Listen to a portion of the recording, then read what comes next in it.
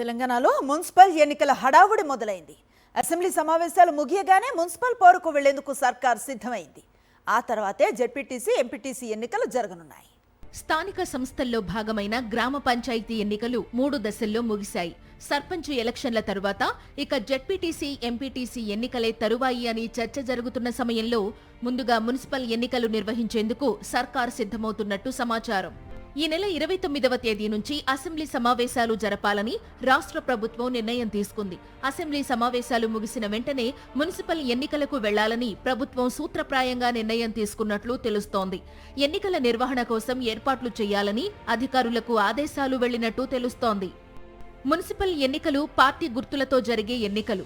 బీసీలకు 42% రిజర్వేషన్లపై కొంత రాజకీయంగా చర్చ జరుగుతున్న నేపథ్యంలో ఆ రిజర్వేషన్లు అమలు జరపాలని కాంగ్రెస్ ప్రభుత్వం ఆలోచన చేస్తున్నప్పటికీ న్యాయపరమైన చిక్కులు రావడంతో పాత పద్ధతిలోనే ఎన్నికలు నిర్వహిస్తారని సమాచారం. ఈ నేపథ్యంలో త్వరలో జరగబోతున్న అసెంబ్లీ సమావేశాల్లో ఈ విషయంపై అన్ని పార్టీల నుంచి అభిప్రాయం తీసుకోనుంది ప్రభుత్వం. తెలంగాణలో 127 మున్సిపాలిటీలు, 8 మున్సిపల్ కార్పొరేషన్లు ఉన్నాయి.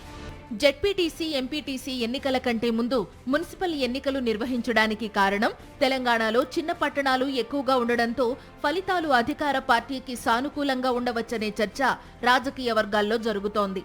జయాపజయాల సంగతి ఎలా ఉన్నప్పటికీ రాబోయే అసెంబ్లీ సమావేశాల్లో 42% బీసీ రిజర్వేషన్ల విషయంలో విపక్షాల దాడిని ఎలా ఎదుర్కోవాలి అనేది ప్రస్తుతం అధికార కాంగ్రెస్ పార్టీ ముందు ఉన్న అతిపెద్ద సవాల్.